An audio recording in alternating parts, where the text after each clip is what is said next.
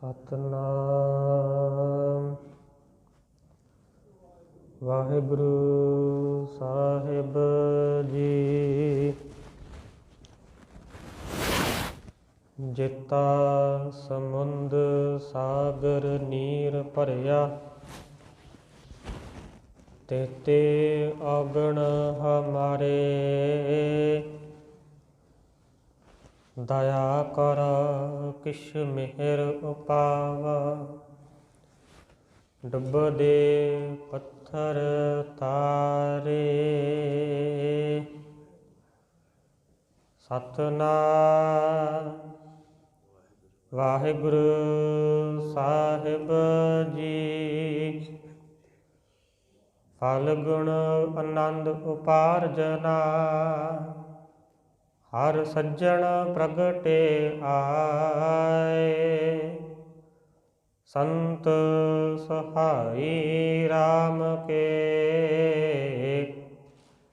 ਕਰ ਕਿਰਪਾ ਜੀਆ ਮਿਲਾਏ। ਸੇਜ ਸੁਹਾਵੀ ਸਰਬ ਸੁਖ, ਹੁਣ ਦੁੱਖਾਂ ਨਾਹੀ ਜਾਏ। ਇਛ ਪੁੰਨੀ ਵਡ ਭਾਗਣੀ, ਵਰ ਪਾਇਆ ਹਰ ਰਾਏ। ਮਿਲ ਸਹੀਆ ਮੰਗਲ ਗਾਵਹੀ, ਗੀਤ ਗੋਵਿੰਦ ਅਲਾਏ। ਹਰ ਜਿਹਾ ਅਵਰ ਨਾ ਦਸਈ, ਕੋਈ ਦੂਜਾ ਲਵੈ ਨਾ ਲਾਏ। ਹਲਤ ਪਲਤ ਸਵਾਰਿਓਂ ਨਾ, ਨਿਹਚਲ ਦਿੱਤੀਆਂ ਜਾਏ। ਸੰਸਾਰ ਸਾਗਰ ਤੇ ਰਖਿਆ ਨਾ, ਬਾਹੜ ਨਾ ਜਨਮੈ ਧਾਏ। ਜਿਹਵਾ ਏਕ ਅਨੇਕ ਗੁਣ, ਤਰੇ ਨਾਨਕ ਚਰਣੀ ਪਾਏ। ਫਲ ਗੁਣ ਨਿਤ ਸਲਾਹੀਐ, ਜਿਸਨੁ ਤਿਲ ਨਾ ਤਮਾਏ। ਜਿਨ ਜਿਨ ਨਾਮ ਧਿਆਇਆ, ਤਿਨ ਕੇ ਕਾਜ ਸਰੇ। ਹਰ ਗੁਰ ਪੂਰਾ ਆਰਾਧਿਆ, ਦਰਗਹ ਸੱਚ ਖਰੇ। ਸਰਬ ਸੁਖਾ ਨਿਧ ਚਰਨ ਹਰ, ਭਉ ਜਲ ਬਿਖਮ ਤਰੇ। ਪ੍ਰੇਮ ਭਗਤ ਤਿਨ ਪਾਈਆ, ਵਿਖਿਆ ਨਾਹੀ ਜਰੇ। ਕੂੜ ਗਏ ਦੁਬਿਧਾ ਨਸੀ, ਪੂਰਨ ਸੱਚ ਭਰੇ। ਪਾਰ ਬ੍ਰਹਮ ਪ੍ਰਭ ਸੀਵੰਦੇ, ਮਨ ਅੰਦਰ ਏਕ ਤਰੇ। ਮਹਾਦਿਵਸ ਮੂਰਤ ਪਾਲੇ, ਜਿਸ ਕਉ ਨਦਰ ਕਰੇ। ਨਾਨਕ ਮੰਗੈ ਦਰਸ ਦਾਨ, ਕਿਰਪਾ ਕਰੋ ਹਰੇ। ਮਹਾਦਿਵਸ ਮੂਰਤ ਪਲੇ, ਜਿਸ ਕਉ ਨਦਰ ਕਰੇ। ਨਾਨਕ ਮੰਗੈ ਦਰਸ ਦਾਨ, ਕਿਰਪਾ ਕਰਹੁ ਹਰੇ।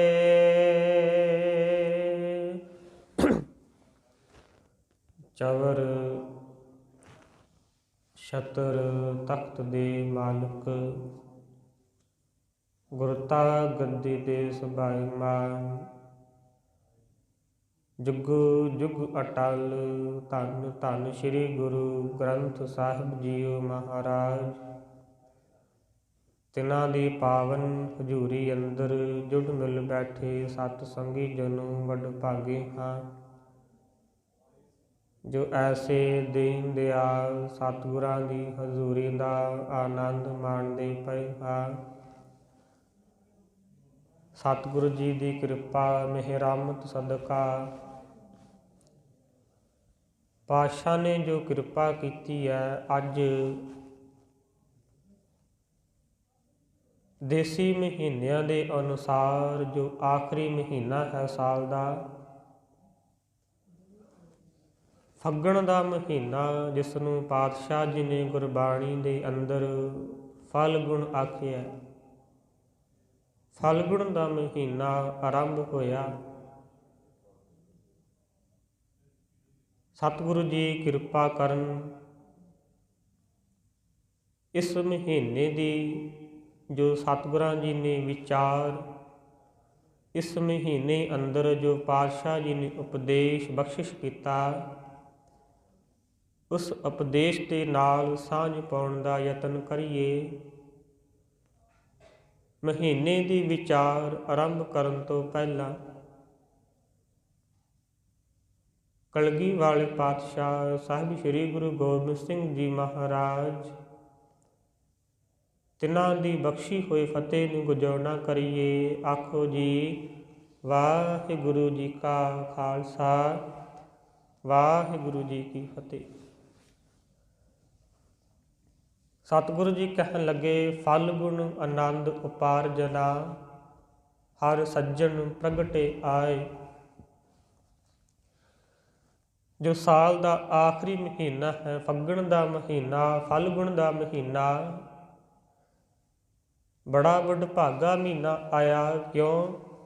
ਇਸ ਮਹੀਨੇ ਦੇ ਅੰਦਰ ਮੇਰੇ ਮਨ ਦੇ ਅੰਦਰ ਆਨੰਦ ਪੈਦਾ ਹੋ ਗਿਆ, ਉਪਾਰਜਨਾ, ਪ੍ਰਕਾਸ਼ ਹੋ ਗਿਆ, ਆਨੰਦ ਆ ਗਿਆ ਮਨ ਨੂੰ।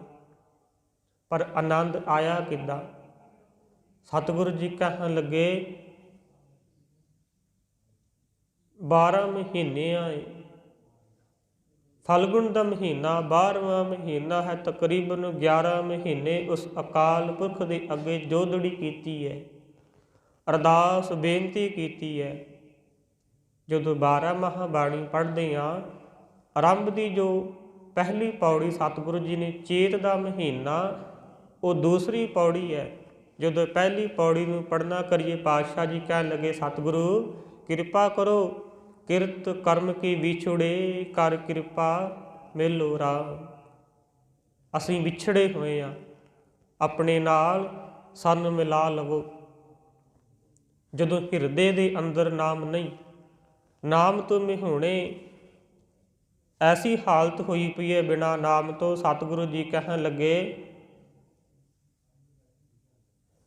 ਜਦੋਂ ਘਰ ਕੋਈ ਗਾਂ ਬੰਨੀ ਹੋਵੇ ਨਾ, ਉਹ ਜਿਹੜੀ ਗਾਂ ਹੈ ਦੁੱਧ ਨਾ ਦੇਵੇ, ਫਿਰ ਉਸ ਗਾਂ ਨੂੰ ਪੱਠੇ ਪਾਉਣੇ, ਚਾਰਾ ਪਾਉਣਾ ਬੜਾ ਔਖਾ ਲੱਗਦਾ, ਨਹੀਂ ਪਾਇਆ ਜਾਂਦਾ। ਕਿਉਂ? ਤੂੰ ਸਾਡੇ ਕੰਮ ਦੀ ਨਹੀਂ, ਤੂੰ ਦੁੱਧ ਨਹੀਂ ਦੇ ਰਹੀ, ਬਿਨਾਂ ਦੁੱਧ ਤੋਂ ਪੱਠੇ ਪਾਉਣੇ ਬੜੇ ਔਖੇ ਨੇ। ਔਰ ਕੋਈ ਫਸਲ ਬੀਜੀ ਹੈ ਜ਼ਿਮੀਂਦਾਰ ਨੇ, ਔਰ ਉਸ ਫਸਲ ਨੂੰ ਪਾਣੀ ਨਾ ਲੱਗੇ, ਸੱਚ ਇਹ ਹੈ, ਜੇ ਉਸ ਪਾਣੀ ਨੂੰ, ਫਸਲ ਨੂੰ ਪਾਣੀ ਨਾ ਲੱਗੇ ਤੇ ਪਾਣੀ ਤੋਂ ਬਿਨਾਂ ਫਸਲ ਉੱਗੇਗੀ ਨਹੀਂ, ਔਰ ਆਸ ਨਹੀਂ ਕੀਤੀ ਜਾ ਸਕਦੀ ਪਾਣੀ ਤੋਂ ਬਿਨਾਂ ਉਸ ਫਸਲ ਦੇ ਕੋਲੋਂ ਕੁਝ ਅਨਾਜ ਪ੍ਰਾਪਤ ਕਰ ਲਿਆ ਜਾਵੇ। ਸਤਿਗੁਰੂ ਜੀ ਆਖਣ ਲੱਗੇ, ਧੀਨ ਦੁੱਧਾ ਤੇ ਬਾਹਰੀ, ਕਿਤੈ ਨਾ ਆਵੈ ਕਾਮ। ਧੀਨ ਤੋਂ ਭਾਵ ਹੈ ਗਾਂ, ਧੀਨ ਦੁੱਧਾ ਤੇ ਬਾਹਰੀ, ਕਿਤੈ ਨਾ ਆਵੈ ਕਾਮ। ਜਲ ਬਿਨ ਸ਼ਾਖ ਕਮਲਾਵਤੀ, ਉਪਜੈ ਨਾਹੀ ਦਾਮ। ਪਾਣੀ ਤੋਂ ਬਿਨਾਂ ਫਸਲ ਵੀ ਨਹੀਂ ਹੁੰਦੀ। ਸਤਿਗੁਰੂ ਜੀ ਕਹਿਣ ਲੱਗੇ, ਫਿਰ ਉਸ ਪਾਤਸ਼ਾਹ ਜੀ ਦੀ ਅੱਗੇ ਅਰਦਾਸ ਬੇਨਤੀ ਕੀਤੀ ਸੀ, ਚੇਤ ਗੋਬਿੰਦ ਅਰਾਧੀਐ, ਹੋਵੈ ਆਨੰਦ ਘਣਾ। ਚੇਤ ਦੇ ਮਹੀਨੇ ਦੇ ਅੰਦਰ ਪਾਤਸ਼ਾਹ ਨੂੰ, ਉਸ ਪਰਮੇਸ਼ਰ ਨੂੰ ਅਰਾਧਨ ਲੱਗੇ, ਯਤਨ ਕੀਤਾ ਉਹਨੂੰ ਯਾਦ ਕਰਨ ਦਾ। ਫਿਰ ਬੜੇ ਬਦਲਾਅ ਆਏ। ਵਿਸਾਖ ਆਇਆ, ਜੇਠ ਦੀਆਂ ਧੁੱਪਾਂ ਵੀ ਆਈਆਂ, ਅੰਦਰ ਹਿਰਦੇ ਦੀ ਤ੍ਰਿਸ਼ਨਾ ਵੀ ਵਧੀ ਆ। ਹਾੜ ਦੇ ਵਿੱਚ ਇੰਨਾ ਤਪ ਰਿਹਾ ਸੀ, ਸਾਉਣ ਦੇ ਵਿੱਚ ਜਾ ਕੇ ਕਹਿਣ ਲੱਗੇ ਥੋੜ੍ਹੀ ਜਿਹੀ ਠੰਡਕ ਪਈ, ਪਰ ਭਾਦੋਂ ਦੇ ਵਿੱਚ ਜਾ ਕੇ ਫਿਰ ਭੁਲੇਖਾ ਪੈਣਾ ਹੋ ਗਿਆ, ਭੁਲੇਖਾ ਪੈ ਗਿਆ, ਭਰਮ ਪੈਦਾ ਹੋਇਆ ਭਾਦੋਂ ਦੇ ਵਿੱਚ ਜਾ ਕੇ। ਫਿਰ ਅੱਸੂ ਦੇ ਮਹੀਨੇ ਦੇ ਵਿੱਚ ਪ੍ਰੇਮ ਨੇ ਉਛਾਲਾ ਖਾਧਾ। ਫਿਰ ਸਮਝ ਆਈ ਕੱਤੇ ਦੇ ਮਹੀਨੇ ਜਾ ਕੇ ਕਿ ਅਸੀਂ ਆਪਣੇ ਕਰਮਾਂ ਕਰਕੇ ਵਿਛੜੇ ਹੋਏ ਸਾਂ, ਮੇਰੇ ਕਰਮ ਹੀ ਨਹੀਂ ਸੀ ਤੈਨੂੰ ਮਿਲਣ ਦੇ ਵਾਸਤੇ। ਫਿਰ ਮੱਘਰ ਦੇ ਵਿੱਚ ਸਮਝ ਆ ਗਈ ਕਿ ਜਿਹੜੇ ਉਸ ਦੇ ਨਾਲ ਜੁੜ ਜਾਂਦੇ ਨੇ ਉਹੀ ਸ਼ੋਭਾ ਪਾਉਂਦੇ ਨੇ। ਸਤਿਗੁਰੂ ਕਹਿਣ ਲੱਗੇ ਪੋਖ ਦੇ ਮਹੀਨੇ ਦੇ ਵਿੱਚ ਸਮਝਾਉਣਾ ਕੀਤਾ, ਉਸ ਪਰਮੇਸ਼ਰ ਨੂੰ ਯਾਦ ਕਰੀ। ਜੇ ਉਸ ਮਾਲਕ ਨੂੰ ਯਾਦ ਕਰੇਗਾ, ਚੇਤੇ ਕਰੇਗਾ, ਪੋਹ ਦਾ ਜਿਹੜਾ ਪੋਖ ਦਾ ਕੱਕਰ ਹੈ ਤੇਰਾ ਕੁਝ ਨਹੀਂ ਵਿਗਾੜ ਸਕਦਾ। ਔਰ ਮਾਘ ਦੇ ਵਿੱਚ ਸਤਿਗੁਰੂ ਨੇ ਆਪਣੇ ਨਾਲ ਜੋੜ ਲਿਆ। ਪੂਰਾ ਗੁਰੂ ਮਾਘ ਦੇ ਮਹੀਨੇ ਦੇ ਵਿੱਚ ਇੰਨੀ ਮਿਹਰਮਤ ਮਿਹਰਬਾਨ ਹੋ ਗਿਆ। ਔਰ ਅੱਜ ਫਲਗੁਣ ਦੇ ਮਹੀਨੇ ਦੇ ਅੰਦਰ ਕਿਰਪਾ ਕਰ ਦਿੱਤੀ, ਅੰਦਰ ਆਨੰਦ ਪੈਦਾ ਹੋ ਗਿਆ। ਸਤਿਗੁਰੂ ਨੇ ਕਿਰਪਾ ਕਰ ਦਿੱਤੀ ਹੈ। ਫਲਗੁਣ ਆਨੰਦ ਉਪਾਰਜਨਾ, ਹਰ ਸੱਜਣ ਪ੍ਰਗਟੇ ਆਏ। ਉਹ ਜਿਹੜਾ ਸੱਜਣ ਸੀ ਹਿਰਦੇ ਦੇ ਵਿੱਚੋਂ ਪ੍ਰਗਟ ਹੋ ਗਿਆ, ਪਤਾ ਲੱਗ ਗਿਆ ਉਹ ਪਰਮੇਸ਼ਰ ਮੇਰੇ ਅੰਗ ਸੰਗ ਹੈ, ਮੇਰੇ ਤੋਂ ਦੂਰ ਨਹੀਂ। ਅੱਜ ਸੱਜਣ ਪੈਦਾ ਹੋਇਆ, ਸੱਜਣ ਦੇ ਨਾਲ ਮਿਲਾਪ ਹੋ ਗਿਆ। ਔਰ ਜਿੱਥੇ ਸੱਜਣ ਆਵੇ, ਜਦੋਂ ਸੱਜਣ ਦੇ ਨਾਲ ਮਿਲਾਪ ਹੋ ਜਾਵੇ, ਉਦੋਂ ਫਿਰ ਆਨੰਦ ਵੀ ਆਪੇ ਹੀ ਆ ਜਾਂਦਾ ਹੈ। ਜੇ ਸੱਜਣ ਹੈ ਉੱਥੇ ਨਾਲ ਆਨੰਦ ਵੀ ਆ ਜਾਂਦਾ ਹੈ। ਆਨੰਦ ਆਉਂਦਾ ਕਿਵੇਂ ਹੈ? ਸੱਜਣ ਮਿਲਿਆ, ਆਨੰਦ ਆਇਆ। ਸੱਜਣ ਦੀ ਪ੍ਰਾਪਤੀ ਕਿਵੇਂ ਹੋਈ? ਸਤਿਗੁਰੂ ਜੀ ਕਹਿਣ ਲੱਗੇ ਸੰਤ ਸਹਾਈ ਰਾਮ ਕੇ ਕਰ ਕਿਰਪਾ ਦੀਆ ਮਿਲਾਏ। ਜਿਹੜੇ ਪਰਮੇਸ਼ਰ ਦੇ ਰੱਬੀ ਪਿਆਰੇ ਨੇ, ਜਿਹੜੇ ਉਸ ਮਾਲਕ ਦੇ ਨਾਲ ਜੁੜੇ ਹੋਏ ਨੇ, ਤਿਨਾਂ ਨੇ ਕਿਰਪਾ ਕਰ ਦਿੱਤੀ ਹੈ ਔਰ ਮੈਨੂੰ ਵੀ ਉਸ ਪਰਮੇਸ਼ਰ ਦੇ ਨਾਲ ਮਿਲਾ ਦਿੱਤਾ।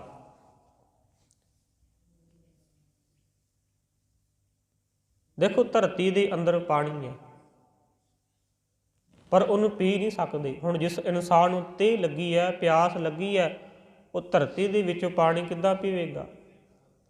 ਪਾਣੀ ਪੀਣ ਦੇ ਵਾਸਤੇ ਯਤਨ ਕੀਤਾ ਗਿਆ, ਪਾਣੀ ਨੂੰ ਬਾਹਰ ਕੱਢਿਆ ਗਿਆ, ਨਲਕੇ ਲਾਏ ਗਏ, ਟਿਊਬਵੈੱਲ ਬੋਰਵੈੱਲ ਲਾਏ ਗਏ, ਖੂਹ ਪੱਟੇ ਗਏ ਕਿ ਪਾਣੀ ਦਾ ਪ੍ਰਬੰਧ ਕੀਤਾ ਜਾ ਸਕੇ, ਪਾਣੀ ਪ੍ਰਗਟ ਹੋ ਜਾਵੇ, ਅਸੀਂ ਆਪਣੀ ਤੇਹ ਮਿਟਾ ਲਈਏ।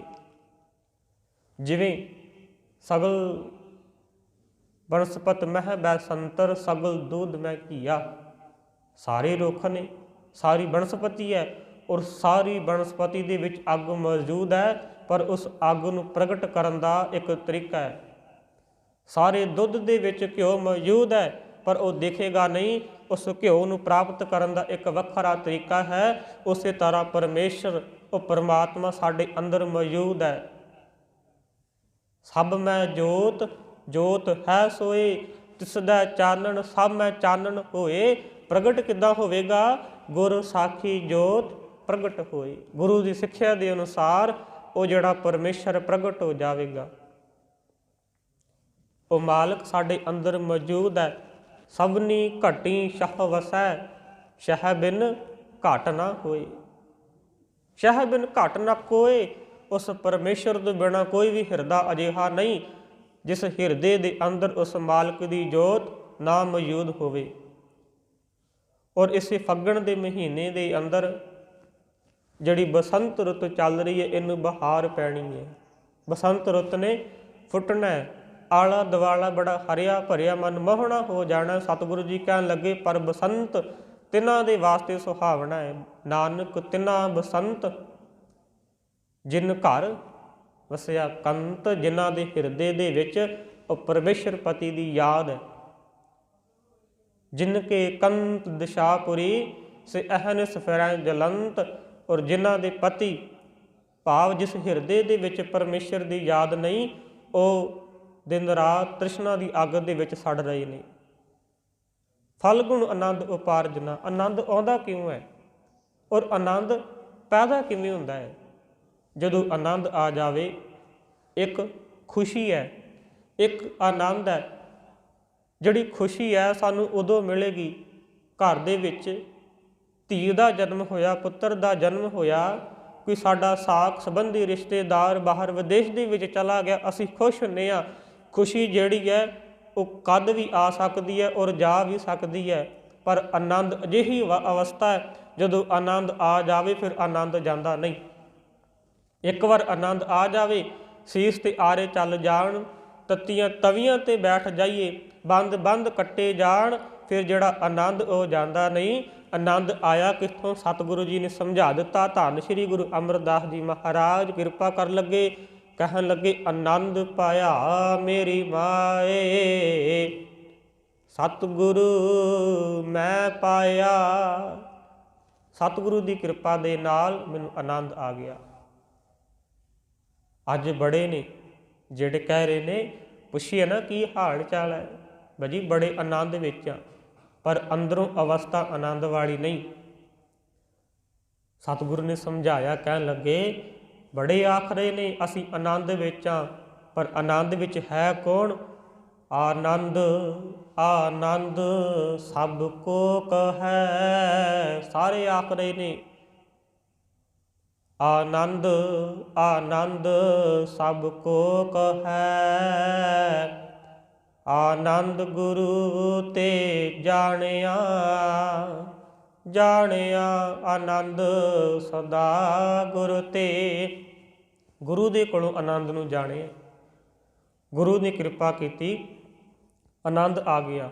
ਹਰ ਸੱਜਣ ਪ੍ਰਗਟੇ ਆਏ, ਹਿਰਦੇ ਦੇ ਵਿੱਚ ਉਸ ਪਰਮੇਸ਼ਰ ਦਾ ਵਾਸਾ ਹੋਇਆ, ਸੱਜਣ ਦੇ ਨਾਲ ਮਿਲਾਪ ਹੋ ਗਿਆ।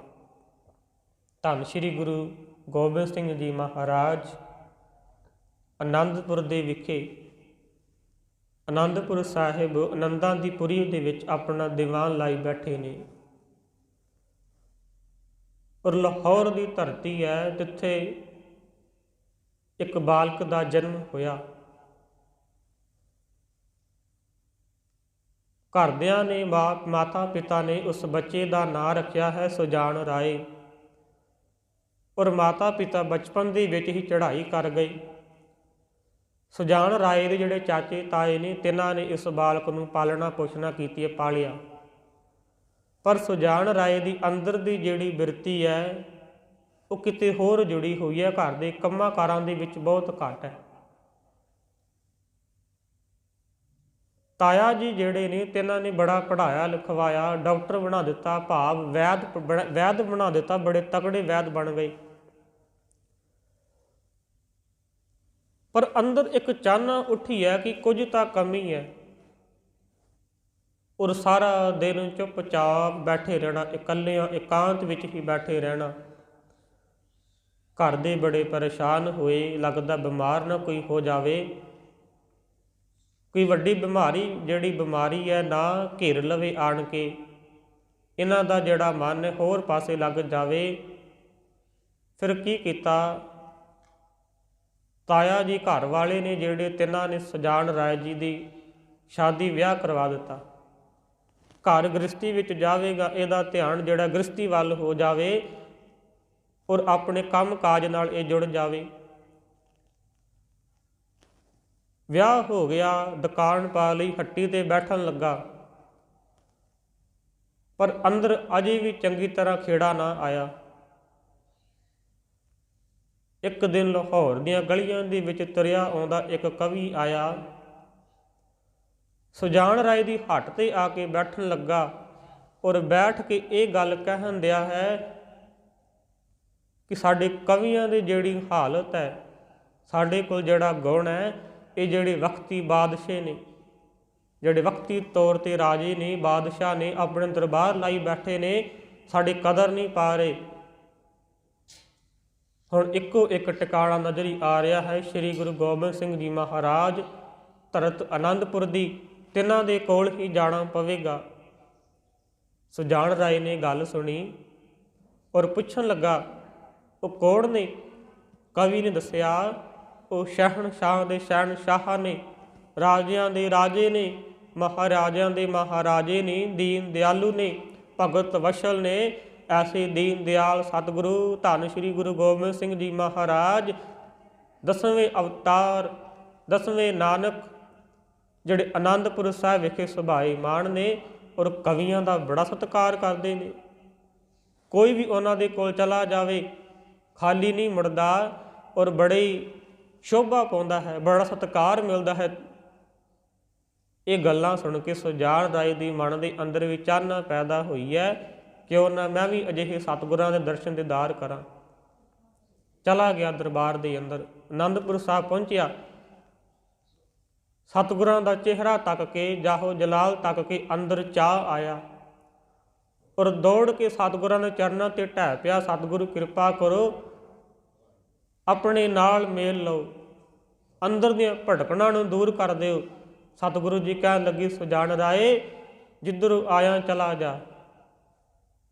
ਸੁਜਾਨ ਰਾਏ ਨੇ ਹੱਥ ਜੋੜੇ, ਨਹੀਂ ਸਤਿਗੁਰੂ ਕਿਰਪਾ ਕਰੋ।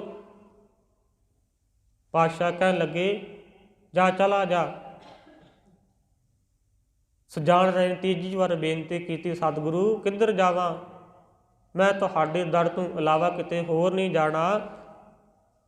ਧੰਨ ਗੁਰੂ ਗੋਬਿੰਦ ਸਿੰਘ ਮਹਾਰਾਜ ਕਹਿਣ ਲੱਗੇ, ਸੁਜਾਨ ਰਾਏ ਬਚਨ ਮੰਨ, ਹੁਕਮ ਨੂੰ ਮੰਨ। ਜਿਸ ਤਰਫ ਤੇਰਾ ਮੁਖ ਹੈ, ਜਿੱਧਰ ਨੂੰ ਤੇਰਾ ਮੂੰਹ ਹੈ, ਉਸੇ ਪਾਸੇ ਨੂੰ ਜਾ ਤੁਰਿਆ ਜਾ। ਜਿੱਥੇ ਤੇਰੀ ਮੰਜ਼ਿਲ ਆਵੇਗੀ ਤੈਨੂੰ ਆਪੇ ਰੋਕ ਲਵਾਂਗੇ, ਤੂੰ ਹੁਣ ਜਾ ਤੁਰਦਾ ਜਾ, ਇੱਥੇ ਨਾ ਰੁਕ।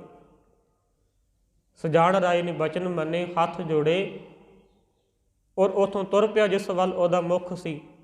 ਤੁਰਿਆ ਜਾ ਰਿਹਾ, ਦੌੜਦਾ ਆ ਰਿਹਾ, ਔਰ ਸ਼ਾਮ ਤੱਕ ਇੰਨਾ ਥੱਕ ਗਿਆ, ਬੇਬਲ ਹੋ ਗਿਆ, ਤੁਰਿਆ ਨਾ ਜਾਵੇ, ਪੈਰ ਦਾ ਠੁੱਡਾ ਲੱਗਾ ਔਰ ਡਿੱਗ ਪਿਆ। ਨਗਰ ਦੇ ਲੋਕਾਂ ਨੇ ਇਕੱਠੇ ਹੋਏ, ਤਲੀਆਂ ਝੱਸੀਆਂ, ਪੈਰ ਝੱਸੇ ਇਹਦੇ। ਪਾਣੀ ਪਿਆ ਕੇ ਹੋਸ਼ ਵਿੱਚ ਲਿਆਂਦਾ ਔਰ ਪੁੱਛਿਆ, ਪੁਰਖਾ ਕਿੱਥੋਂ ਆਇਆ ਹੈ? ਕਹਿਣ ਲੱਗਾ, ਜੀ ਕਿੱਥੇ ਆ ਮੈਂ, ਇਹ ਧਰਤ ਹੈ ਰੋਪੜ ਦੀ।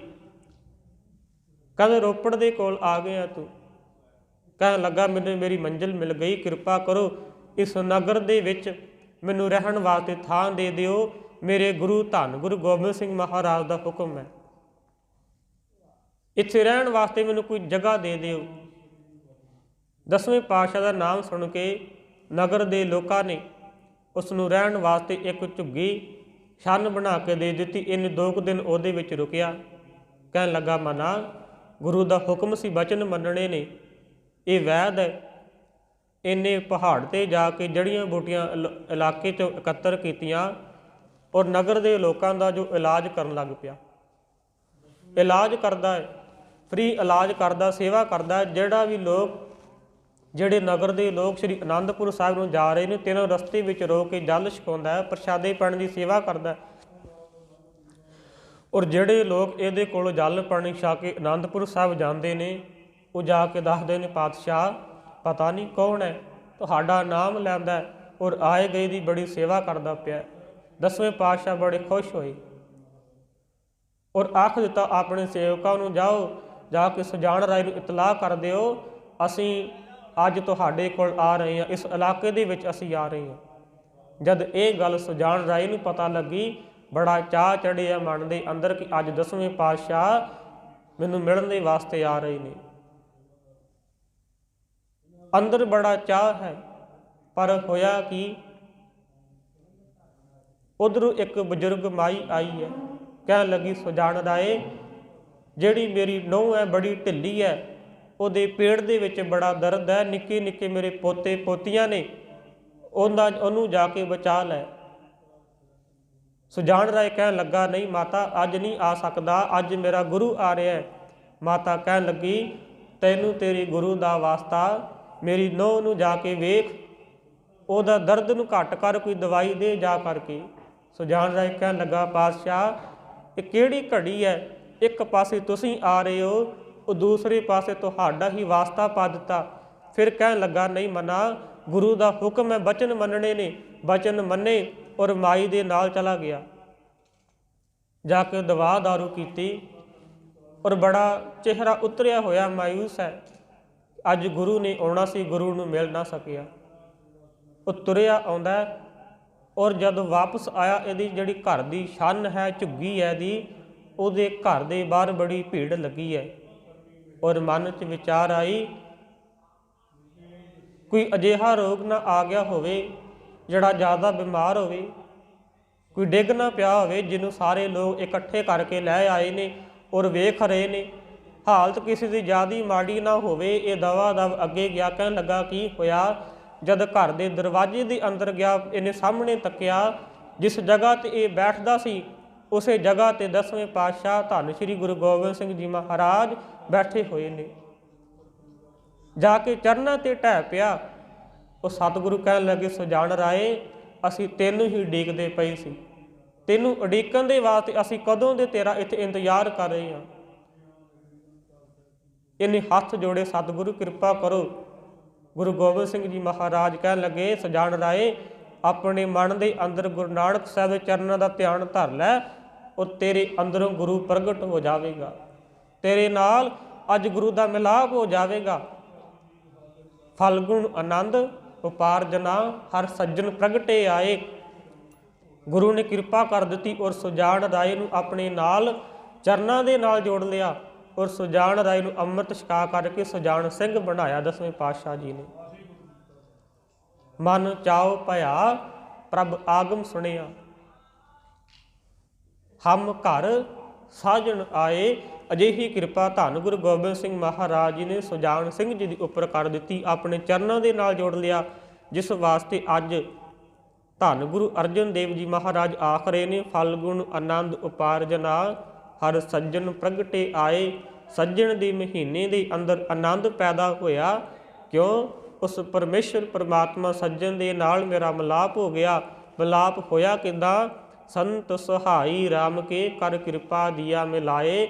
ਜਿਹੜੇ ਪਰਮੇਸ਼ਰ ਦੇ ਸੰਤ ਜਨ ਨੇ, ਜਿਹੜੇ ਰੱਬੀ ਪਿਆਰੇ, ਉਸ ਮਾਲਕ ਦੇ ਨਾਲ ਜੁੜੇ ਹੋਏ ਨੇ। ਵੇਖੋ, ਸੰਤ ਸ਼ਬਦ ਮਾੜਾ ਨਹੀਂ ਹੈ, ਸੰਤ ਸ਼ਬਦ ਬਹੁਤ ਪਵਿੱਤਰ ਹੈ, ਪਰ ਇਸ ਸ਼ਬਦ ਦੇ ਹੇਠਾਂ ਜਿਹੜਾ ਗੁਰੂ ਡੰਮ ਚੱਲ ਰਿਹਾ ਹੈ, ਸੰਤ ਸ਼ਬਦ ਦੀ ਜੋ ਗਲਤ ਵਰਤੋਂ ਹੋ ਰਹੀ ਹੈ ਉਹ ਵੀ ਕੋਈ ਘੱਟ ਨਹੀਂ, ਪਰ ਸੰਤ ਸ਼ਬਦ ਬਹੁਤ ਪਵਿੱਤਰ ਹੈ। ਹਾਂ, ਗੁਰਬਾਣੀ ਦੇ ਅੰਦਰ ਦੋਵੇਂ ਥਾਵਾਂ ਦੇ ਨਾਲ ਇਹ ਸ਼ਬਦ ਆਇਆ, ਜਿਸ ਇੱਕ ਪਾਸੇ ਜਿੱਥੇ ਸੰਤ ਸ਼ਬਦ ਮਾੜਾ ਵਰਤ ਰਿਹਾ ਹੈ, ਸਤਿਗੁਰੂ ਜੀ ਕਹਿਣ ਲੱਗੇ ਨੇ ਭਗਤ ਕਬੀਰ ਜੀ, ਗੱਲੀ ਜਿੰਨਾ ਜਪ ਮਾਲੀਆਂ ਲੋਟੈ ਹੱਥ ਨਿਬੱਗ, ਓਏ ਹਰ ਕੇ ਸੰਤ ਨਾ ਆਖੀਐ ਬਾਨਾਰਸ ਕੇ ਠੱਗ।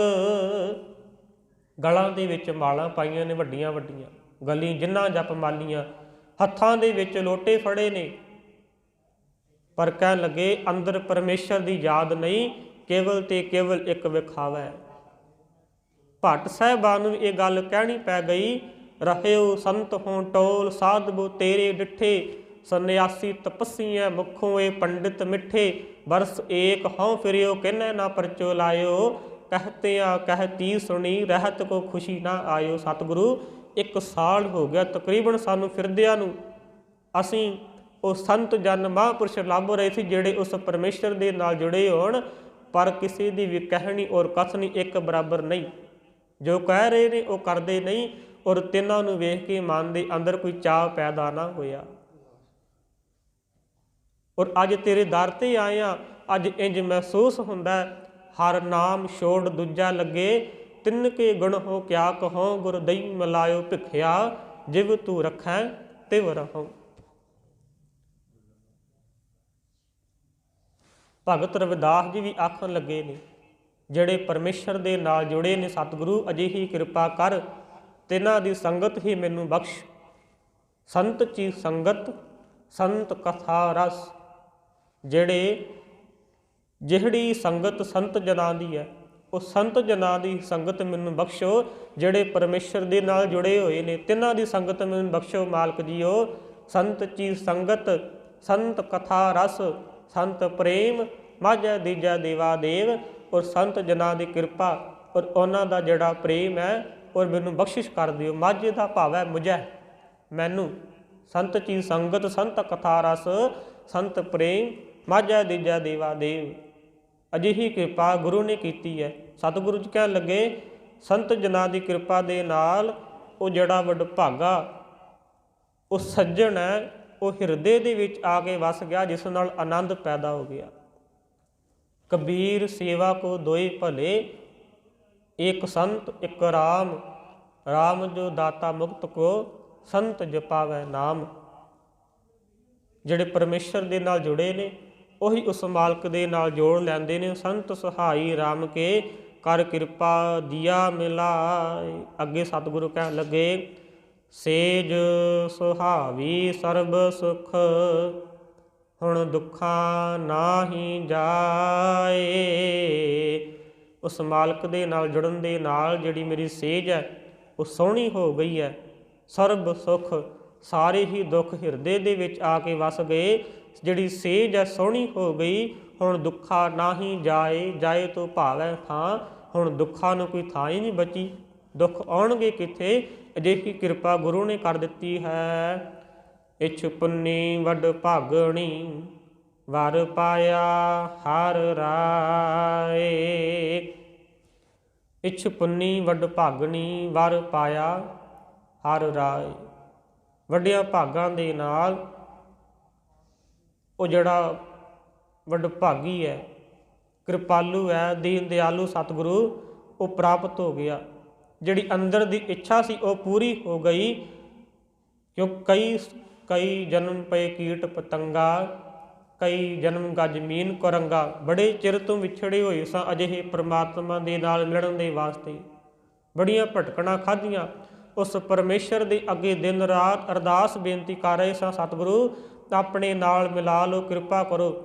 ਸਤਿਗੁਰੂ ਜੀ ਕਹਿਣ ਲੱਗੇ, ਜਦੋਂ ਉਸ ਮਾਲਕ ਦੀ ਅੱਗੇ ਅਰਦਾਸ ਕੀਤੀ, ਫਿਰ ਅਰਦਾਸ ਪੂਰੀ ਹੋਈ। ਸੁਣੀ ਅਰਦਾਸ ਸੁਆਮੀ ਮੇਰਾ, ਸਰਬ ਕਲਾ ਬਣ ਆਈ। ਉਹ ਪਰਮੇਸ਼ਰ ਨੇ ਅਰਦਾਸ ਸੁਣ ਲਈ।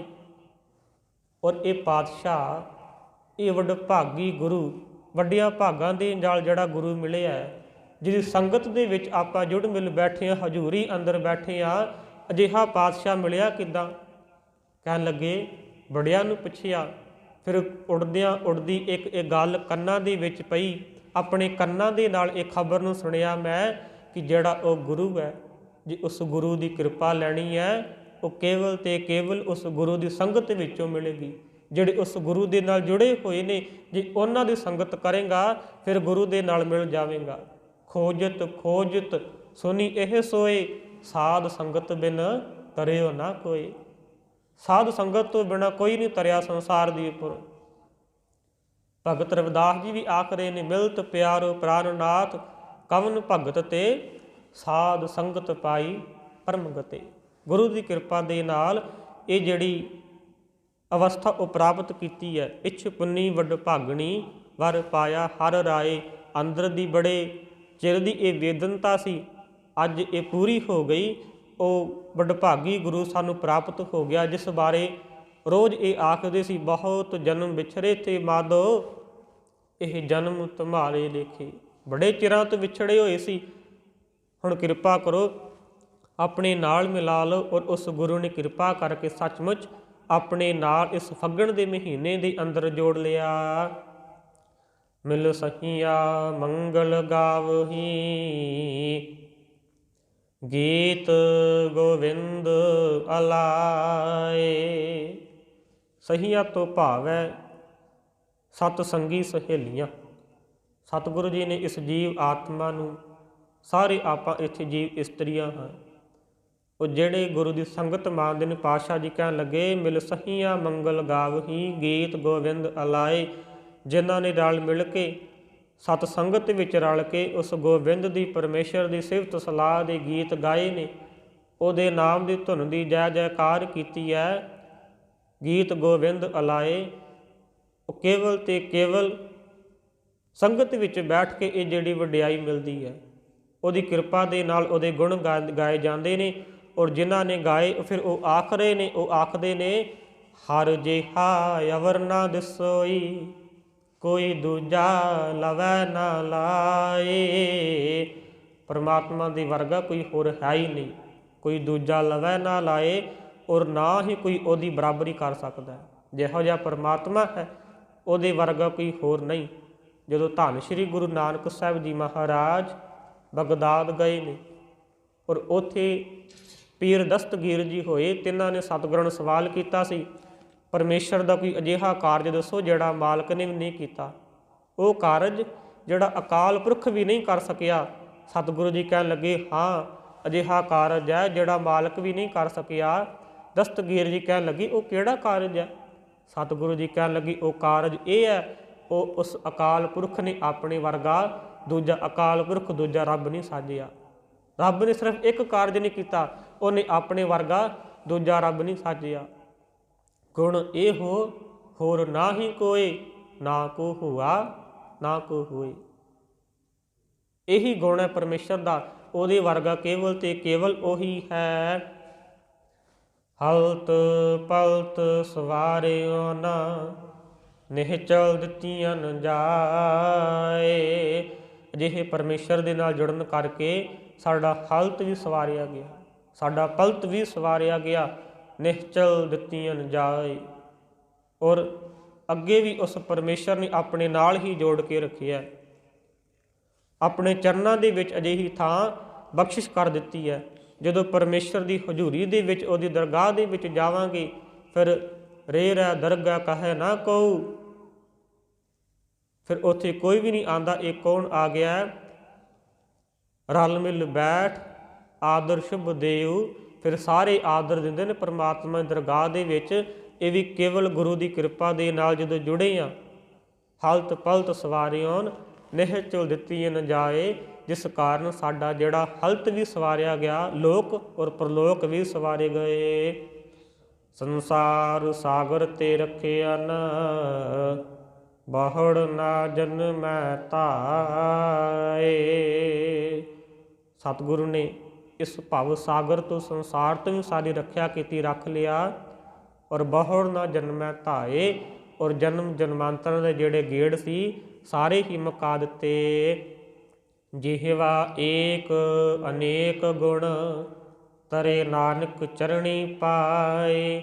ਉਹ ਪਰਮੇਸ਼ਰ ਦੇ ਬੇਅੰਤ ਗੁਣ ਨੇ, ਉਹ ਇੱਕ ਜ਼ੁਬਾਨ ਦੇ ਨਾਲ ਬਿਆਨ ਨਹੀਂ ਕੀਤੇ ਜਾ ਸਕਦੇ। ਤਰੇ ਨਾਨਕ ਚਰਣੀ ਪਾਏ, ਜਿਹੜੇ ਉਸ ਪਰਮੇਸ਼ਰ ਦੇ ਚਰਨਾਂ ਦੇ ਨਾਲ ਜੁੜ ਗਏ, ਉਹ ਸਾਰੇ ਇਸ ਭਵ ਸਾਗਰ ਤੋਂ ਤਰ ਗਏ, ਉਹ ਸਾਰੇ ਹੀ ਪਾਰ ਹੋ ਗਏ। ਫਲ ਗੁਣ ਨਿਤ ਸਲਾਹੀਐ, ਜਿਸਨੋ ਤਿਲ ਨਾ ਤੁਮਾਏ। ਪਰਮੇਸ਼ਰ ਦੇ ਗੁਣ ਬੜੇ ਨੇ, ਇੱਕ ਜ਼ੁਬਾਨ ਦੇ ਨਾਲ, ਇੱਕ ਜਿਹਵਾ ਦੇ ਨਾਲ ਬਿਆਨ ਨਹੀਂ ਕੀਤੇ ਜਾ ਸਕਦੇ। ਬੇਸ਼ੁਮਾਰ ਬੇਅੰਤ ਸੁਆਮੀ, ਤੇਰੇ ਅੰਤ ਨਾ ਕਿਨਹੀ ਲਈਐ। ਔਰ ਅਜਿਹਾ ਪਰਮਾਤਮਾ, ਅਜਿਹਾ ਪਰਮੇਸ਼ਰ, ਸਤਿਗੁਰੂ ਜੀ ਕਹਿਣ ਲੱਗੇ ਫਲ ਗੁਣ ਨਿਤ ਸਲਾਹੀਐ।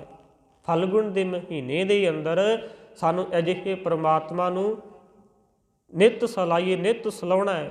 ਜਿਸ ਨੂੰ ਤਿਲ ਨਾ ਤਮਾਏ, ਅਜਿਹਾ ਪਰਮਾਤਮਾ ਜਿਸ ਦੇ ਅੰਦਰ ਤਿਲ ਜਿੰਨੀ ਵੀ ਤਮਾ ਨਹੀਂ। ਤਮਾ ਤੋਂ ਭਾਵ ਇਹ ਨਹੀਂ ਤੈਨੂੰ ਮੈਂ ਆਹ ਚੀਜ਼ ਦੇ ਦਿੱਤੀ ਹੈ, ਹੁਣ ਇਹਦੇ ਬਦਲੇ ਮੈਨੂੰ ਆ ਚਾਹੀਦਾ ਹੈ। ਦੇਂਦਾ ਦੇ, ਲੈਂਦੇ ਥੱਕ ਪਾਹੇ। ਉਹ ਪਰਮਾਤਮਾ ਦੇਈ ਜਾ ਰਿਹਾ, ਅਸੀਂ ਉਹਦੀਆਂ ਵਸਤਾਂ, ਉਹਦੀਆਂ ਦਾਤਾਂ ਲੈ ਲੈ ਕੇ ਥੱਕ ਜਾਂਦੇ ਹਾਂ, ਪਰ ਉਸ ਮਾਲਕ ਦੇ ਭੰਡਾਰ ਕਦੀ ਮੁੱਕਦੇ ਨਹੀਂ, ਕਿਉਂ ਉਹਦੇ ਅੰਦਰ ਤਮਾ ਨਹੀਂ। ਸਤਿਗੁਰੂ ਅਜਿਹੀ ਕਿਰਪਾ ਕਰਦਾ ਪਿਆ, ਸਾਇਲ ਪੱਥਰ ਮੈਂ ਜੰਤ ਉਪਾਏ, ਤਾ ਕਾ ਰਿਜ਼ਕ ਆ ਗਿਆ ਕਰ ਧਰਿਆ। ਪੱਥਰਾਂ ਦੇ ਵਿੱਚ ਵੀ ਕੀੜਿਆਂ ਨੂੰ ਉਹ ਮਾਲਕ ਪਾਲਦਾ ਪਿਆ। ਅਜਿਹੀ ਕਿਰਪਾ ਗੁਰੂ ਨੇ ਕੀਤੀ ਹੈ ਕਿ ਇਸ ਮਹੀਨੇ ਦੇ ਅੰਦਰ, ਜਿਸ ਨੂੰ ਅਸੀਂ ਚੇਤ ਗੋਬਿੰਦ ਅਰਾਧਿਆ ਹੋਵੇ ਆਨੰਦ ਕੜਾ, ਚੇਤ ਦੇ ਮਹੀਨੇ ਦੇ ਵਿੱਚ ਅਰਦਾਸ ਬੇਨਤੀ ਕੀਤੀ, ਅਰਾਧਨ ਲੱਗੇ ਸੀ। ਅੱਜ 11 ਮਹੀਨਿਆਂ ਦਾ ਸਫ਼ਰ ਤੈਅ ਕਰਦਿਆਂ ਹੋਇਆਂ ਅਜਿਹੀ ਅਵਸਥਾ ਬਣ ਗਈ ਹੈ।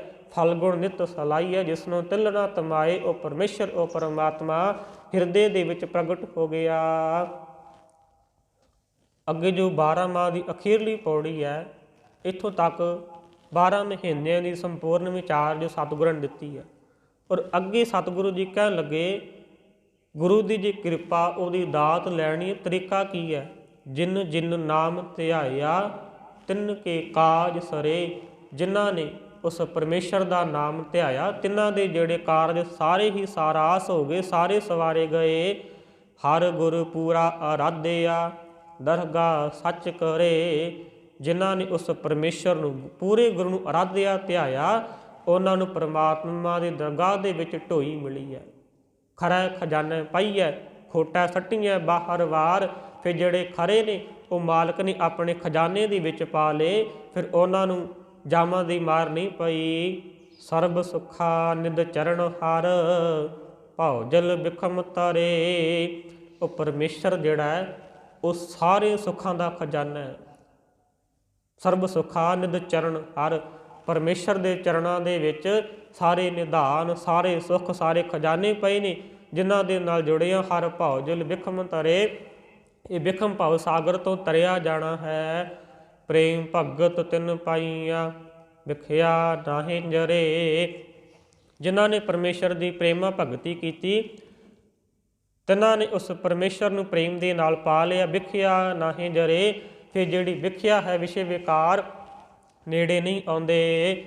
ਕੂੜ ਗਏ ਦੁਬਿਧਾ ਨਸੀ ਪੂਰਨ ਸੱਚ ਪਰੇ। ਜਦੋਂ 12ਵਾਂ ਦੀ ਵਿਚਾਰ ਆਰੰਭ ਹੋਈ, ਕੀਰਤ ਕਰਮ ਕੀ ਵਿਛੜੇ ਕਰ ਕਿਰਪਾ ਮੇਲੋ ਰਾਮ। ਉਹ ਜਿਹੜੀ ਕੂੜ ਸੀ, ਉਹ ਝੂਠ ਸੀ, ਉਹ ਅੱਜ ਦੂਰ ਹੋ ਗਿਆ। ਭਾਦੋਏ ਪਰਮ ਭੁਲਾਣੀਆਂ, ਜਿਹੜੇ ਭਾਦਰੋਂ ਦੇ ਮਹੀਨੇ ਦੇ ਵਿੱਚ ਭਰਮ ਪੈਦਾ ਹੋ ਗਿਆ ਸੀ, ਉਹ ਦੁਬਿਧਾ, ਉਹ ਭਰਮ ਵੀ ਦੂਰ ਹੋ ਗਿਆ। ਪੂਰਨ ਸੱਚ ਭਰੇ, ਉਸ ਇੱਕ ਦੇ ਨਾਲ, ਸੱਚ ਦੇ ਨਾਲ ਜੁੜ ਗਏ। ਪਾਰ ਬ੍ਰਹਮ ਪ੍ਰਭ ਸੇਵੰਦੇ ਮਨ ਅੰਦਰ ਏਕ ਤਰੇ। ਹੁਣ ਕੇਵਲ ਤੇ ਕੇਵਲ ਉਸ ਪਾਰ ਬ੍ਰਹਮ ਪਰਮੇਸ਼ਰ ਨੂੰ ਚੇਤੇ ਕਰੀਦਾ, ਧਿਆਉਣੇ ਸੇਵਦੇ ਆ, ਮਨ ਅੰਦਰ ਏਕ ਧਰੇ। ਹੁਣ ਮਨ ਦੇ ਅੰਦਰ ਕੇਵਲ ਤੇ ਕੇਵਲ ਇੱਕ ਹੀ ਵਸਿਆ ਹੋਇਆ, ਇੱਕੋ ਹੈ ਭਾਈ, ਇੱਕੋ ਹੈ ਸਾਹਿਬ ਮੇਰਾ, ਇੱਕੋ ਹੈ। ਹੁਣ ਇੱਕ ਦੇ ਨਾਲ ਜੁੜੇ ਆ। ਜਦੋਂ ਇੱਕ ਦੇ ਨਾਲ ਜੁੜ ਗਏ ਔਰ ਉਸ ਦਿਨ ਇਹ ਸਮਝ ਆਈ, ਮਹਾ ਦਿਵਸ ਮੂਰਤ ਭਲੇ ਜਿਸ ਕੋ ਨਦਰ ਕਰੇ। ਇਹ ਵਹਿਮ ਭਰਮ ਜਿਹੜੇ ਪਏ ਸੀ, ਆਹ ਦਿਨ ਮਾੜਾ, ਆਹ ਦਿਨ ਚੰਗਾ ਨਹੀਂ। ਸਤਿਗੁਰੂ ਜੀ ਕਹਿਣ ਲੱਗੇ, ਮਹਾ ਦਿਵਸ ਮੂਰਤ ਭਲੇ। ਸਾਰੇ ਮਾਹ, ਸਾਰੇ ਮਹੀਨੇ ਚੰਗੇ ਨੇ, ਸਾਰੇ ਦਿਨ ਚੰਗੇ ਨੇ, ਸਾਰੇ ਮੂਰਤ ਜਿਹੜੇ ਕਢਾਈ ਦੇ ਉਹ ਸਾਰੇ ਭਲੇ ਨੇ, ਕੋਈ ਵੀ ਮਾੜਾ ਨਹੀਂ। ਪਰ ਚੰਗੇ ਉਸ ਦਿਨ ਨੇ ਜਿਸ ਕੋ ਨਦਰ ਕਰੇ, ਜਿਨ੍ਹਾਂ ਦੇ ਉੱਪਰ ਪਰਮੇਸ਼ਰ ਦੀ ਕਿਰਪਾ ਹੋ ਜਾਵੇ। ਸਤਿਗੁਰੂ ਜੀ ਆਖਦੇ ਨੇ, ਨਾਨਕ ਸੋਈ ਦਿਨ ਸੁਹਾਵੜਾ ਜਿਤ ਪ੍ਰਭ ਆਵੈ ਚਿੱਤ। ਜਿਤ ਦਿਨ ਵਿਸਰੈ ਪਾਰ ਬ੍ਰਹਮ ਫਿਟ ਭਲੇਰੀ ਰੁੱਤ। ਜਿਸ ਦਿਨ ਪਰਮੇਸ਼ਰ ਦੀ ਯਾਦ ਹੈ, ਉਹ ਸਾਰੇ ਦਿਨ ਹੀ ਚੰਗੇ ਸੋਹਣੇ ਨੇ। ਨਾਨਕ ਮੰਗੈ ਦਰਸ਼ ਦਾਨ ਕਿਰਪਾ ਕਰੋ ਹਰੇ। ਔਰ ਸੰਪੂਰਨ 12ਵਾਂ ਉਚਾਰਨ ਤੋਂ ਬਾਅਦ ਪਾਤਸ਼ਾਹ ਜੀ ਕਹਿਣ ਲੱਗੇ, ਮੈਂ ਨਾਨਕ ਕੇਵਲ ਤੇ ਕੇਵਲ ਉਸ ਗੁਰੂ ਤੋਂ ਇੱਕ ਹੀ ਚੀਜ਼ ਮੰਗਦਾ, ਪਾਤਸ਼ਾਹ ਕਿਰਪਾ ਕਰੋ ਔਰ ਤੁਹਾਡੇ ਨਾਮ ਦਾਨ ਦੀ ਦਾਤ, ਤੁਹਾਡੀ ਕਿਰਪਾ ਮਿਹਰਾਮਤ ਮੈਨੂੰ ਬਖਸ਼ਿਸ਼ ਕਰ ਦਿਓ। ਭਾਵ 12ਵਾਂ ਤੋਂ ਬਾਅਦ ਸਤਿਗੁਰੂ ਜੀ ਕਹਿਣ ਲੱਗੇ, ਇਸ ਬਾਣੀ ਦੇ ਅੰਦਰ ਸਮਝਾ ਰਹੇ ਨੇ, ਉਸ ਪਾਤਸ਼ਾਹ ਪਰਮੇਸ਼ਰ ਦੇ ਕੋਲੋਂ ਜੇ ਕੋਈ ਦਾਤ ਮੰਗਣੀ ਹੈ, ਕੇਵਲ ਤੇ ਕੇਵਲ ਉਹਦੀ ਦਾਤ, ਉਹਦੀ ਮਿਹਰਾਮਤ ਕਰਨੀ ਹੈ। ਪਾਤਸ਼ਾਹ ਮੇਰੇ ਤੇ ਮਿਹਰ ਕਰ, ਮੈਂ ਤੇਰੇ ਦਰ ਦੀ ਦੀਦਾਰ, ਤੇਰੇ ਦਰ ਤੋਂ ਤੇਰੇ ਦੀਦਾਰ, ਤੇਰੇ ਦਰਸ਼ਨਾਂ ਦੀ ਤਾਂਘ ਉਹ ਦਾਤ ਮੰਗਦਾ ਹਾਂ। ਅਜਿਹੀ ਕਿਰਪਾ ਸਤਿਗੁਰੂ ਸਾਡੇ ਉੱਪਰ ਕਰਨ, ਸਾਡੇ ਹਿਰਦੇ ਦੇ ਅੰਦਰ ਪਰਮੇਸ਼ਰ ਦਾ ਨਾਮ, ਉਹਦੀ ਯਾਦ ਆ ਕੇ ਵਸ ਜਾਵੇ। ਇਹ ਫੱਗਣ ਦਾ ਮਹੀਨਾ, ਫਲਗੁਣ ਮਹੀਨਾ ਸਾਡੇ ਵਾਸਤੇ ਸਹਾਈ ਹੋ ਜਾਵੇ। ਸਾਡੇ ਮਨਾਂ ਦੇ ਅੰਦਰ ਇੱਕ ਪਰਮਾਤਮਾ ਦੀ ਯਾਦ ਬਣ ਜਾਵੇ। ਅਸੀਂ ਵਹਿਮਾਂ ਭਰਮਾਂ ਤੋਂ ਨਿਕਲੀਏ, ਗੁਰੂ ਦੇ ਨਾਲ ਜੁੜੀਏ ਔਰ ਗੁਰੂ ਦੀ ਯਾਦ ਅੰਦਰ ਰਹਿੰਦਿਆਂ ਇਹ ਮਹੀਨਾ ਜਿਹੜਾ ਉਹਦੀ ਯਾਦ ਅੰਦਰ ਹੀ ਬਤੀਤ ਹੋਵੇ।